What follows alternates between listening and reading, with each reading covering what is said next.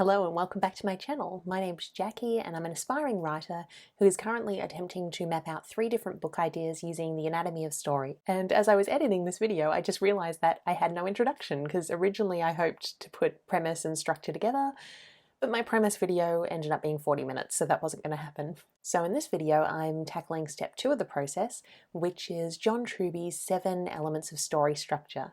So we're now going to rewind about 5 weeks to when I started this process. I have now moved on to step 2 of the anatomy of story, which is structure. And I have some thoughts on this chapter. The positive, it is a really easy chapter to get through. There are 7 key points you need to address, and Truby describes them, and then there are exercises.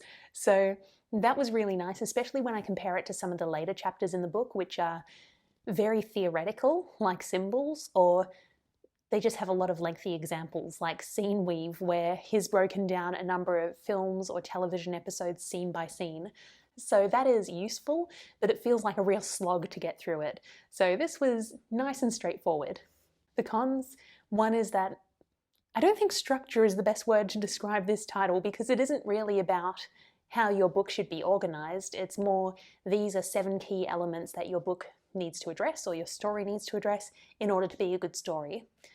But that's obviously not a big deal. He can call his chapters whatever he wants, but if you're looking at this chapter expecting to get into plot and outlining, it's not really at that stage yet. Then the final element, which could be a pro or a con, is after you've gone through the 7 elements you need to include, and then at the end of the chapter there's the summary / list of steps you need to follow, it isn't just finding those 7 elements. It's sort of, you find the 7 elements and then you need to go back and do other stuff, which I think the way it's structured works really well, but if you're expecting it to be straightforward following the chapter content, you might be a little bit disappointed or frustrated. So what are the 7 elements? The first one is weakness and need. So this is your protagonist's weakness and need at the beginning of the story. Number 2 is desire. Desire is distinct from need in that need is something almost fundamental to their character as we meet them at the beginning of the book, that they need to address in order to become their best self and to get everything they want.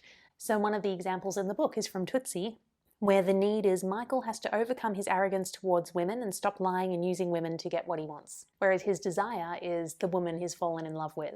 So the desire is like the goal or the objective that the character wants to go after, but they're never going to be able to achieve it unless they address the need first. Number 3 is the opponent, and if you've seen some of my past videos on trying to figure out my antagonists, you'll not be surprised that I was quite looking forward to this one. Something to keep in mind with this current exercise is that the next chapter is on character, so that's going to get into protagonists, antagonists, opponents, and so on in far more detail. This, the main point he makes is that your opponent and your protagonist should be going after the same goal. So it's sort of starting with the most fundamental important thing you need to address, and then in the next chapter we'll start fleshing it out. 4 is the plan. So what's the plan the protagonist will follow in order to achieve their desire? 5 is battle, which, as someone who writes fantasy and soft sci-fi and action-y type of things, I love. 6 is self-revelation. So this is the moment when the character realizes they need to change in some way, usually to address that need I mentioned earlier, and it's only through this self-revelation that they become the person they need to be who can defeat the opponent. And then 7, the final one, is new equilibrium. So we're at the end of the story now, and what is the new normal, and how is that different from where the character started? So those are the 7 key steps of story structure, and when it comes to the exercises at the end of the chapter, the way he recommends doing it is 1, start with a list of different story events. So this is just almost brainstorming. What are all of the initial ideas you have about what could happen in your story? Then 2, put them into a rough order. And 3, look at your 7 steps. All good. Then, once you've looked at the 7 steps, you need to look at the psychological and moral self-revelation. So that's step 6 in the 7. And the point he makes here is rather than just having like a psychological revelation, so something that tells him something about himself, try to make it a moral one as well. And the distinction is, a psychological need and revelation is something that just affects the character, whereas a moral one is something that affects the people in the world around them. So, for example, let's say my need is to stop eating chocolate so I can be a healthier person. this is a psychological need because it isn't having a detrimental impact on the people or the world around me. Now, if my need was something like, I need to get past my drug addiction because my drug addiction is having a detrimental impact on my family, I'm stealing money from the shared bank account, I'm lying about where I am, people are up all night worried about me, I'm bailing on my commitments, that is more of a moral need because it is having an impact on the people and world around them. So the revelation is, what's the revelation that gets them past that? Then, once you've looked at the revelation, you go back to the need at the beginning of the book, because as you can see in the examples I just gave, they go hand in hand. And from here, you actually start moving through the 7 steps, sort of, for a second time. So, revelation, step 6, go back to step 1, which is the need. Then the next thing he says to look at the problem and the desire. So problem, what's not working in your character's life? Desire, what do they want to achieve or get or change? And from there, it just follows the rest of the steps. So opponent, plan, and battle. So the way this is organized, it forces you to go through the process twice, which I don't think is a bad thing, especially when you want to make sure you're really focused on the revelation and the need. But it did sort of surprise me when I was looking at this last night and went, what? Didn't I already do this? So something to be aware of. When it comes to me and where I'm up to in the process, so I started this for the first of my 3 ideas, my fantasy hot mess, which has already been drafted. And what I've done is the first 3 bits of that exercise. So I listed the story events, they were already in order because I've written the book. And then I did my 7 key elements of story structure. So this is what I have now, and I think it's going to be interesting to contrast this to when I do it again, focusing on the self-revelation and need. If you're not interested in me going into a whole lot of detail about this project, I'll put a timestamp somewhere and you can skip ahead. Something else to keep in mind is that this book did have actually 4 point of view characters when I wrote it last time, but now I've narrowed it down to 3. So I've sort of done this for all 3 of those characters. Now, context. This is a late Victorian, early Edwardian era fantasy with some steampunk elements. I'd like to make more steampunk elements if they can fit, mainly because I like the fashion, which I know is a very bad motivation, but the outfits are cool. Anyway, the world is a university city, sort of like Oxford, that's extremely powerful in the global political landscape. Maybe just European political landscape. I need to figure it out.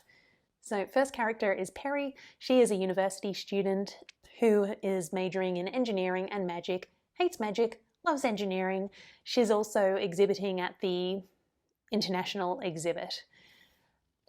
Second character is Aubrey. He is the 3rd son of the king who also has magic skills, has been locked up for them for all of his life and sort of tried to escape but didn't quite succeed and now is like on a mission for his father, which takes him to this city, Daramon. And then the 3rd character is one of the masters at the school who is a magic master and very, very angry about events that happened approximately 20 to 30 years before the book started. And he is intended to be the antagonist. So, weakness and need. For Perry, her weakness is blind faith, her belief in Daramon, the superiority of science, and her distaste for magic and history. Her need is something I struggled with, and the more work I do, I'm not sure how much I need this character in this book, but I love this character, so I'd love to make it work. So her need is she needs to learn to question the current system and respect the world outside of science to question marks. I sort of said to reach full potential, which I don't love because it's very vague, or to break free from the prison she's created for herself. So I thought, and that could work. Prison could work as a symbol for this book because like there is a literal prison underneath the school. That's where the climactic battle scene happens. And so I like the idea that she's created this prison for herself in the rigidity of focusing on science and engineering and the future and letting go of the past. And that also works well with the other characters because Aubrey's literally escaped from being locked up for the last, 15 years, 11 years, I don't remember, long time. And I think Jaredon, who's the antagonist, he's also in a bit of a prison of his own making, so that could work. Aubrey, weakness, arrogant, suspicious, only relies on himself, believes everyone is out to get him, needs to learn to trust and rely on others in order to achieve his goal. And there's also this element of he needs to trust others to prove he too can be trusted. The goal, proving himself to his father, buying himself more freedom, escaping from constant surveillance, which is sort of buying himself more freedom. And then Jaredon, ambitious and angry, too angry to appreciate what he has, and needs to let go of his anger to be free from Daramon and experience love again. I hate that wording, but oh well. I've actually continued this for like sort of the main cast of characters, but we'll be here all day if I do that, so we'll stick with the point of view ones. Okay, Desire. Perry to get recognised at the exhibit to buy her freedom, Aubrey to buy his freedom from his father by delivering the MacGuffin, which I need to name, Jaredon to destroy Rain, who's another character, and everything he stands for. So this is a little challenging because these goals don't really line up, which is one of the challenges I have with this book, in that they might, like, they're all in the same world, but do they need to be part of the same story? Then opponent. So mention Jaredon, and the big challenge here is how do they all want the same goal? And I think I mentioned when I was looking at premise the idea of pitting them against each other as fighting over the soul of Daramon, very much like Batman and the Joker fighting over the soul of Gotham. And the way that works is Jaredon, the antagonist, he wants to return it to what he considers to be its former glory. Aubrey wants to hand the keys to the city to his father, the king, for more power. For Perry, I'm sort of thinking like, it's a prison, but it's her prison. Like, almost like, I don't know, it's hers, it's her home, she grew up there, she, even as she wants to escape in some way, she still loves it and wants to keep it safe. There's also the idea that she wants to save it for Rain, who's the other character I mentioned earlier, who's sort of her father figure in this book. And then I was also brainstorming, like, maybe she wants to leave the city, but she still believes in what it stands for, because it's this city that's like the pinnacle of science and engineering and technology and looking at the future and progress, and that's everything she believes in. Plan. So the plan hasn't really changed. It's Aubrey and Perry team up to find the MacGuffin, which is sort of the metaphorical key to Daramon and power in Daramon, when they realise that Jaredon has sort of obtained it. He hasn't directly, but he's sort of gotten in cahoots with the person who has it, and learn more about his plan. They decide to stop him. So it's sort of, they have one plan, which is get the MacGuffin, and then that turns into stop this guy. Battle. I have nothing to write here. I've written this. I love the battle scene. In fact, the battle scene is one of the things I kept from the original draft that I did back when I was 19 or 20. And I like rewrote it a little bit, but I love the choreography and the epicness and the rawness of it. So yeah, battles, love them. Self-revelation. So self-revelation is a challenge, and this is where I can see the benefit of the exercise, like sort of doing it backwards next. So starting with self-revelation and then going back through the process again. Because what I've got here is, for Perry, Daramon isn't pure good. It's built on destruction and ruined a lot of good. I've written it ruined a lot of the good and the bad. I don't think that's what I meant to write. She needs to draw on both sides in magic to triumph, rather than blindly pursuing the future and ignoring the past. Aubrey basically building trust between him and Perry. He doesn't need to do everything alone. He can trust and rely on others. And Jaredon, I haven't done a revelation because he's not going to have one, or at least not until too late. That's why he experiences a downfall, because he gets so wrapped up in what he believes that he never has that revelation of seeing what he has, and he can actually have a good life despite of everything he's lost. And then finally, new equilibrium. So they've saved Daramon, but they have the knowledge that it isn't the utopia that they thought it was. So from here, I need to go through and do the rest of the steps, so revelation, and then go through the process again. And then I need to try this for my other 2 books. But I would love it if you could comment on this video now and let me know, like, does this sound like a good story to you, or does it sound like a mess? Because I was working on this and thought, oh, I'm getting excited about this story again, and I'm starting to think like it could be a good story, but obviously there are still elements I need to figure out. So I'd love to know your thoughts now when it's in this state. I've been trying to go through the rest of the structure steps for this idea, and I keep running into trouble when I get to the desire stage. So I've actually started going through it twice now, and I've done the self-revelation, I've done the weakness and need, problem, and then desire. And I'm okay with the revelations. I think I'm just going to focus on psychological ones rather than moral ones, because it's my brain isn't big enough to do moral ones as well. But also, I feel like trying to focus on moral ones as well at this moment is causing more harm than good. It's stopping me from making progress rather than helping me get to the next step. So I'm focusing on psychological revelation, which I'm fairly happy with what I've got for the two main characters. Then weakness and need, I'm okay with that as well.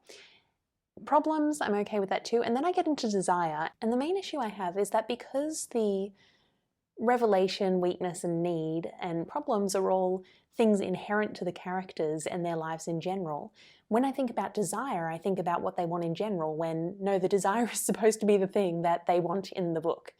And I don't really know how to approach that. So if I talk about their desire in general, well, Perry, iterations include, how can I innovate? How can I create new technology? How can I bring the science and knowledge and government of this city to the rest of the world?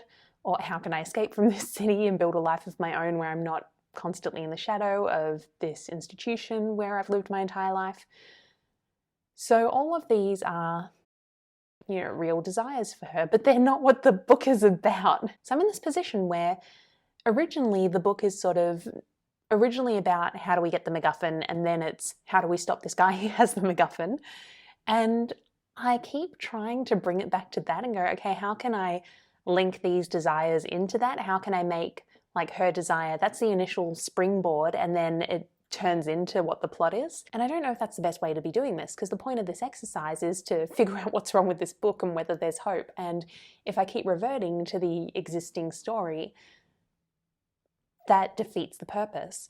But if I don't do that, then I'm not actually sure what the book's about anymore. I'm not actually sure how these characters become part of the same story. So I'm struggling a little bit and I'm not sure what to do. So, part of me thinks maybe I should just try doing two stories. One where I sort of weave it into the existing plot, which is MacGuffin and bad guy, and one where I just go, okay, let's talk about these characters' desires in general and see where it goes. This is going to take a while. Hello, it has been a while, and not because I spent so long working on the other book, but because I've had a lot of freelance work on over the past, I think, 7 weeks now. So it's actually been over a month since I last looked at the structure exercises from the Anatomy of Story. And I haven't actually continued working on my 7 pieces for my fantasy hot mess book. So now the freelance work has slowed down a bit. I am still working on a project, but thankfully the clients agreed to an open deadline, so I can be not more relaxed, I am still working on it, but I'm not having to do it in every hour outside of my day job. So now I want to continue with the structure exercises for my DID mystery book, which is a brand new idea that doesn't have anything yet, and my happily ever after supervillain tries to take over heaven book, which I tried plotting out last year for Nanorwimo but didn't end up writing. And the good news, I guess, is that I couldn't sleep tonight or last night. It's the same night, so I couldn't sleep. I've been up since midnight. I gave up trying to get back to sleep around 2. It's 3 a.m. now, so I've got plenty of time before Drew wakes up to get this done.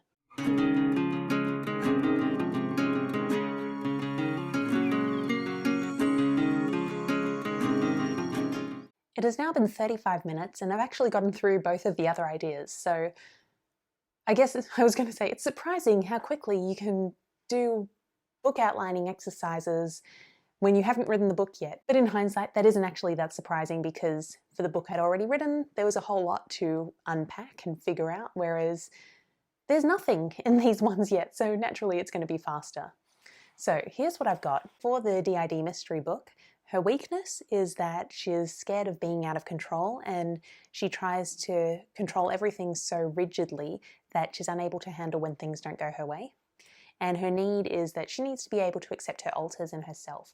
And the reason I feel like being a control freak works is because, like, think about being in a body that you're sharing with, say, 7 other people, and they might take over without warning. If you are the one who is in the body most of the time, you're probably going to want to avoid that. It's probably going to be really scary, especially when you have no idea what's going on when you're not the one at the front.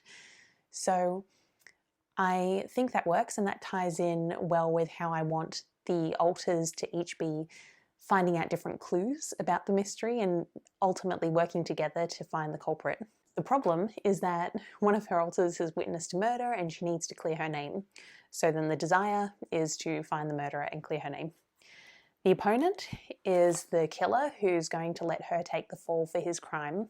The plan, I think, will be in 2 phases. So the first one will be she is like desperately trying to stay in control so she can find all of the clues and figure out this mystery. The second phase is to start finding ways to communicate with her alters so they can start working together and put all of the pieces together. The battle is confronting the killer and trying to get a confession out of him.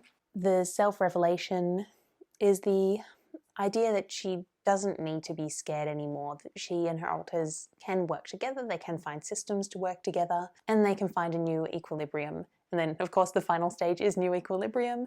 So that's the point where she's accepted herself and her alters, she's healthier and happier, the killer's behind bars. So I'm not sure how long that took to go through that, but I'll bet you $100 it was shorter than going through the previous book. So you can see why this exercise was much faster when going through it with a new idea.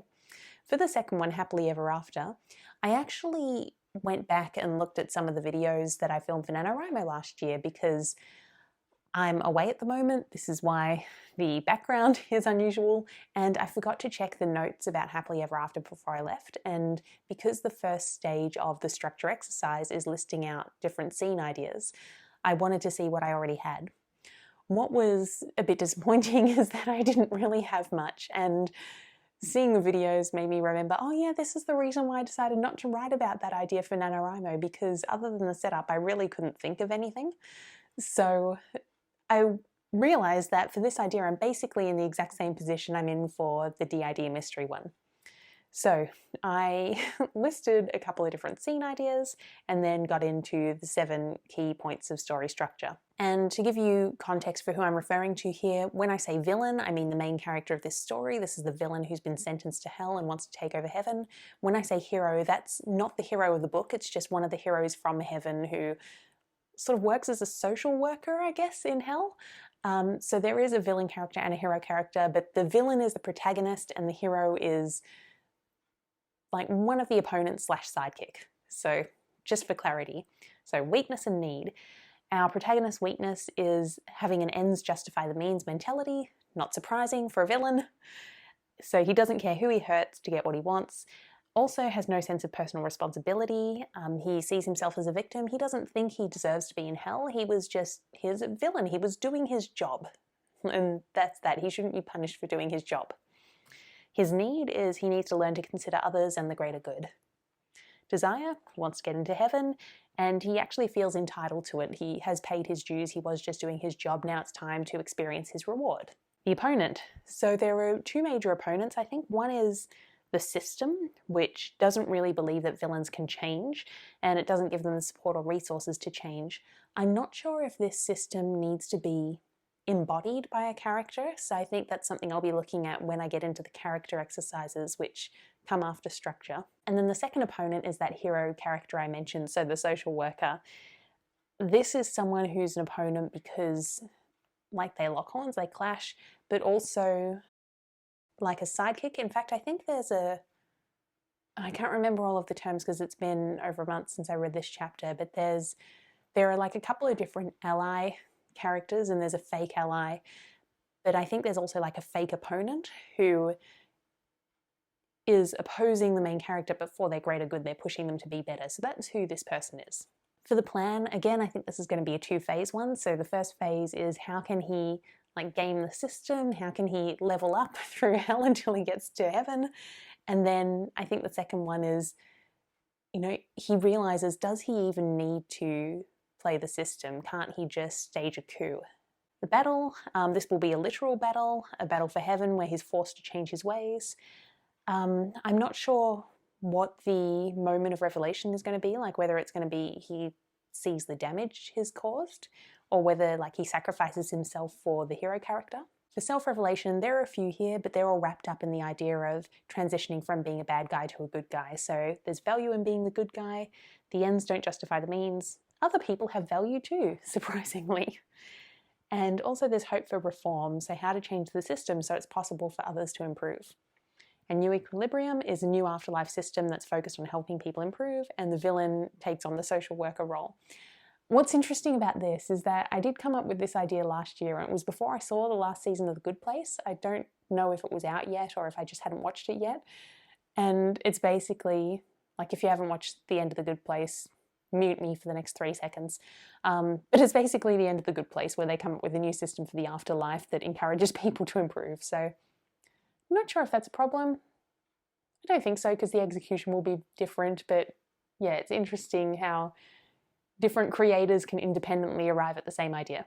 So that brings me to the end of the structure step in the anatomy of story, and I'm feeling pretty good, mainly because it's been over a month and now I've gotten back into it. But in general, I think if this was the only structure step in the book, I would be a little worried. I'd feel like everything was very vague and I didn't have a very good outline. But I feel okay because there is a different plot step later in the book where you expand these 7 steps to 22. And I think by then, when I've already done the character work and I think moral journey and symbols all come before plot. So I think once I've got all of that in place, I should have a lot more to work with when it comes to fleshing out the plot. So all in all, I feel like I've made a good start. I do have the basics here. I do need to flesh them out, obviously, but yeah, I'm making progress, which is the main thing. So I hope you enjoyed this video. If you did, as always, please give me a big thumbs up. Remember to subscribe. Leave a comment below with how you're going with your work in progress. I think this video will be out either right before Nanorwimo starts or once you've just started. So let me know how your Preptober went and what you're planning to do for your Nanorwimo project, and if it's started by then, how it's going. Other than that, I will see you next time. Bye.